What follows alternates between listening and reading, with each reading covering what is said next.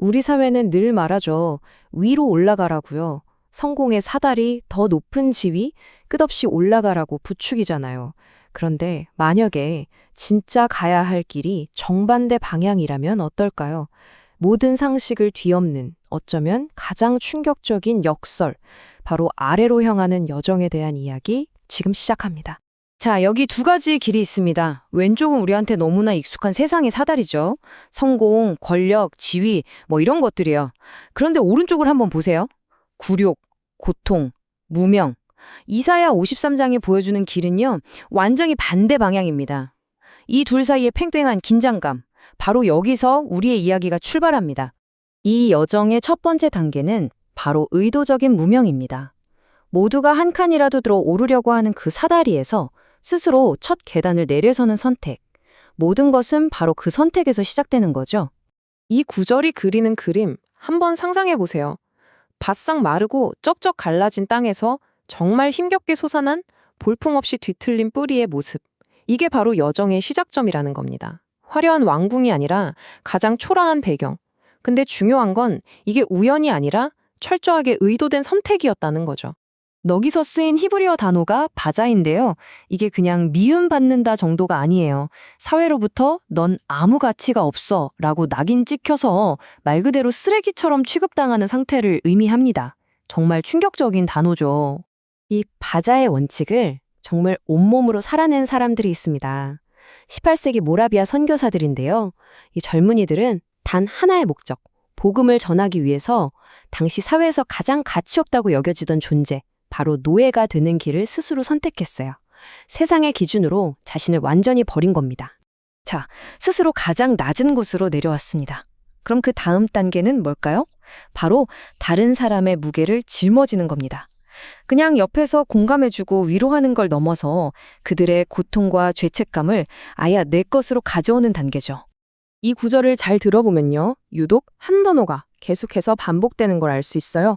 바로 우리입니다. 우리의 평화, 우리의 나음.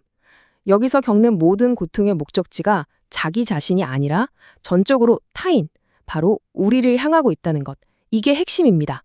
여기서 쓰인 나사라는 히브리어 단어에는 아주 역동적인 움직임이 담겨 있어요. 이건 그냥 수동적으로 고통을 견디는 게 아닙니다. 다른 사람의 무거운 짐을 보고 다가가서 그걸 적극적으로 들어 올려서 내 어깨로 옮기는 그런 능동적인 선택을 의미하는 거죠. 이 나사, 즉 능동적인 짊어짐을 가장 극적으로 보여주는 인물이 있습니다. 바로 아우슈비츠의 막시밀리안 콜베 신부입니다. 그는 한 가정의 가장이 받은 사형 선고를 말 그대로 자신의 어깨로 옮겨와 대신 죽음의 벙커로 걸어 들어갔습니다. 이제 세 번째 단계입니다. 어쩌면 이 여정 전체에서 가장 숨막히는 부분일지도 모르겠네요. 바로 으스러지는 침묵.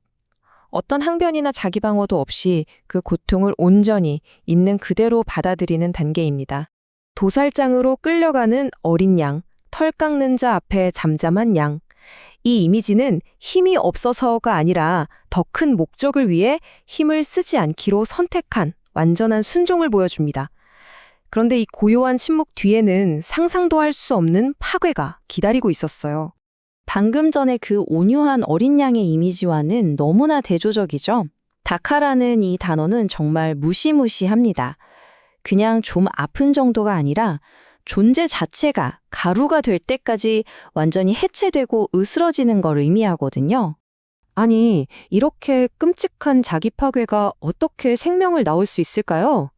고대의 펠리콘 전설이 그 힌트를 줍니다. 자신의 가슴을 찢어서 그 피로 새끼들을 살리는 어미새. 바로 이 강렬한 희생의 이미지가 세 번째 단계의 본질을 가장 잘 보여주는 거죠. 자, 이제 깊이 숨을 한번 쉬고 분위기를 완전히 바꿔보겠습니다. 가장 깊은 어둠을 지났으니까 이제 빛을 볼 시간이죠. 마지막 네 번째 단계는 이 모든 것을 뒤집는 위대한 반전. 바로 패배로부터 오는 승리입니다. 이 구절 뭔가 좀 이상하지 않나요? 영혼을 제물로 바쳐서 죽었는데 어떻게 자기 후손을 볼 수 있을까요? 말이 안 되잖아요. 바로 이 불가능해 보이는 약속 안에 위대한 반전의 비밀이 숨어 있습니다. 이 단어는요, 그 모든 희생의 결과를 보면서 느끼는 깊은 만족감과 기쁨을 묘사합니다.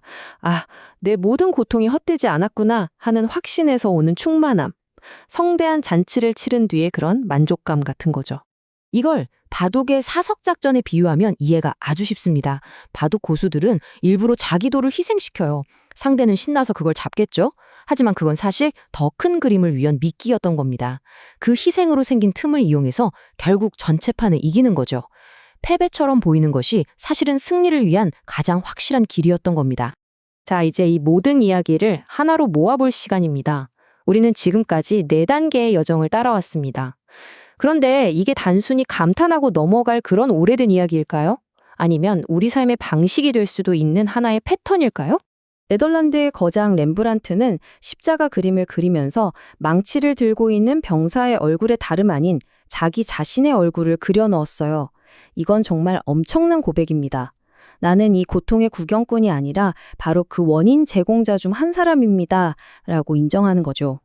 그래서 이 아래로 향하는 여정은 결국 무엇이었을까요? 바로 이 4개의 히브리어 단어에 담겨 있습니다.